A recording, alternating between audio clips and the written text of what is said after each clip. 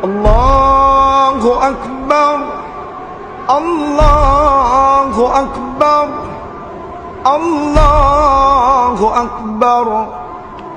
La ilaha illallah, wallahu akbar, Allahu akbar, walillahil hamd.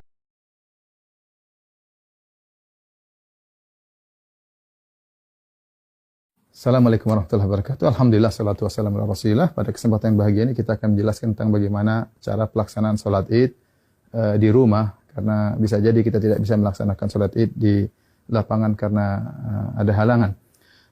Para ulama, jumhur ulama berpendapat bahwasanya dibolehkan sholat id di rumah bagi orang yang tidak bisa menghadiri sholat id di lapangan. Sebagaimana diriwayatkan Imam Al-Bukhari rahimahullahu taala bahwasanya Anas bin Malik radhiyallahu taala anhu pernah sholat di rumahnya, fajama'a ahlahu wa banihi, maka dia kumpulkan istrinya dan anak-anaknya, kemudian dia menyuruh budaknya untuk menjadi imam. Ini dalil yang dijadikan dalil oleh para ulama bahwasanya boleh sholat id di rumah. Adapun bagaimana cara pelaksanaannya, secara umum pelaksanaannya sama saja. Tidak ada bedanya kita sholat id di rumah dengan sholat id di lapangan. Bedanya kalau di rumah kita tidak melaksanakan khutbah, itu saja. Baik, saya ingatkan kembali bagaimana cara pelaksanaan sholat id. Sebelum sholat id kita disunahkan untuk mandi, ya, yaitu mandi tersebut kita kerjakan setelah terbit fajar agar kita mandi di hari id, ya. Setelah itu kita disunnahkan juga untuk makan korma dalam jumlah witir, ya, mau 3, mau 5, mau 7, karena itu sunnah Nabi SAW.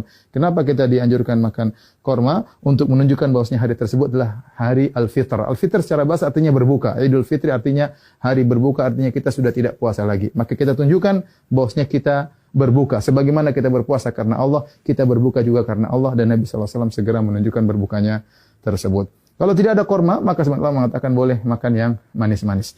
Kemudian setelah itu kita sholat id. Adapun sholat id, maka waktunya dimulai dari waktu syuruk, yaitu sekitar 15 menit setelah sunrise, setelah terbit matahari. Dan berakhir kata para ulama sebelum waktu zawal, yaitu sekitar 15 menit atau 10 menit sebelum azan zuhur. Di antara itu kita boleh melaksanakan sholat id. Tapi yang terbaik kita sholat id di awal waktu, di pagi hari. Adapun pelaksanaannya, maka kita bertakbir rakaat pertama 7 kali, rakaat kedua 5 kali takbir. Nah, ada khilaf di kalangan para ulama tentang 7 takbir ini. Apakah 7 takbir tersebut termasuk takbiratul ihram ataukah takbiratul ihram tidak dihitung, ya? Takbiratul ihram tidak dihitung. Ini pendapat Imam Syafi'i rahimahullahu taala dalam kitabnya Al-Um, bahwasanya takbiratul ihram tidak dihitung. Jadi bagaimana caranya? Kita bertakbir dulu, Allahu Akbar. Ini takbiratul ihram. Kemudian kita baca doa istiftah. Setelah kita baca doa istiftah, baru kita bertakbir 7 yang disebut dengan takbirat zawaid, takbir tambahan. Kita takbir Allahu Akbar, Allahu Akbar. Nah, apakah di antara takbir ini ada doa khusus? Tidak ada dalil, ya, dari Nabi SAW. Nabi pernah disebutkan membaca sesuatu di antara takbir-takbir tersebut. Oleh karenanya, pendapat madzhab Maliki tidak ada bacaan. Namun sebagian ulama berpendapat boleh membaca sesuatu seperti madzhab Syafi'i. Kita boleh bertakbir, boleh bertahmid, boleh bertahlil di antara takbir-takbir tersebut. Kita ulangi, kita Allahu Akbar, takbiratul ihram, kemudian kita baca doa istiftah, kemudian kita takbir 7 kali. Allahu Akbar 1, Allahu Akbar 2, ya, Allahu Akbar 3. Antara takbir satu dengan yang lainnya kita ada jeda sedikit, apalagi kalau kita jadi imam, agar makmum di belakang bisa mengikuti kita. Kita lanjutkan Allahu Akbar 4, Allahu Akbar 5, Allahu Akbar 6, Allahu Akbar 7. Setelah itu kita ta'awudz, kemudian kita baca Al-Fatihah. Setelah baca Al-Fatihah, kemudian kita baca surat. Nah, surat ini kita bisa baca, disunahkan baca surat Sabbihisma Rabbikal A'la, atau kita baca surat Qaf, ya. Salah satunya sunnah, seandainya seorang baca surat yang lain juga tidak jadi masalah. Setelah kita selesai baca surat, maka kita ruku, Allahu Akbar, ya, seperti biasa. Kemudian kita sholat, sampai kemudian kita pada rakaat, mau naik ke rakaat kedua, tatkala kita sujud, ya, kita sujud, kemudian kita mau bangkit ke rakaat kedua, maka kita bertakbir. Allahu Akbar. Ya. Nah, takbir dari sujud menuju ke rakaat kedua namanya takbir al-intiqal. Yaitu takbir perpindahan dari satu rukun ke rukun berikutnya, dan itu tidak dihitung, tidak dihitung. Nah, rakaat kedua kita bertakbir 5 kali. Takbir tadi nggak dihitung, kemudian kita takbir lagi. Allahu Akbar. 1, Allahu Akbar. 2, Allahu Akbar. 3, Allahu Akbar. 4, Allahu Akbar. 5. Kemudian kita baca Al-Fatihah dengan jahar.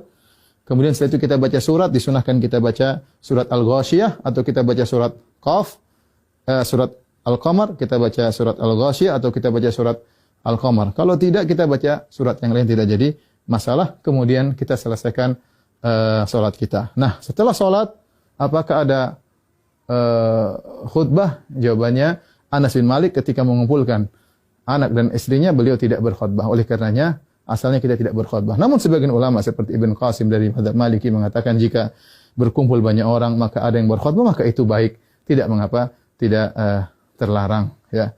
Demikian tata cara singkat ini, semoga bermanfaat bagi kaum muslimin. Semoga Allah menerima ibadah kita. Wabillahi taufik. Assalamualaikum warahmatullahi wabarakatuh.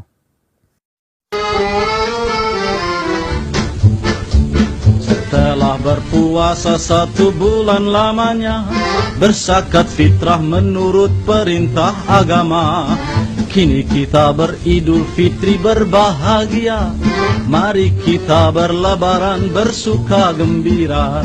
Berjabatan tangan sambil bermaaf-maafan, hilang dendam habis merah di hari lebaran. Minal aidin wal faidin, maafkan lahir dan batin. Selamat para pemimpin, rakyatnya makmur terjamin. Dari segala penjuru mengalir ke kota, rakyat desa berpakaian baru serba indah. Setahun sekali naik terem listrik pere, milir mudik jalan kaki pincang sampai sore. Akibatnya tenge-tenge selap sepatu terompe, kakinya pada lecet babak belur berabe. Maafkan lahir dan batin, lain tahun hidup prihatin. Cari uang jangan bingungin, lan Syawal kita ngawinin.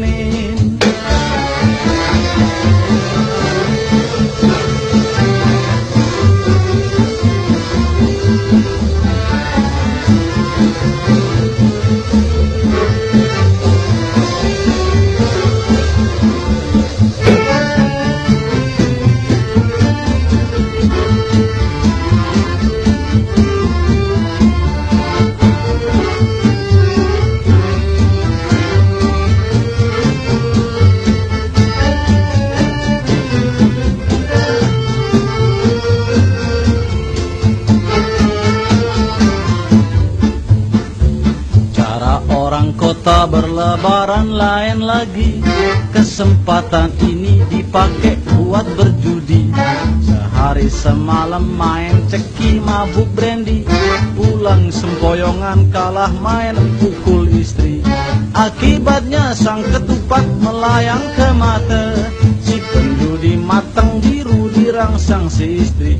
Maafkan lahir dan batin, lain tahun hidup prihatin. Kondangan boleh kurangin, korupsi jangan kerjain.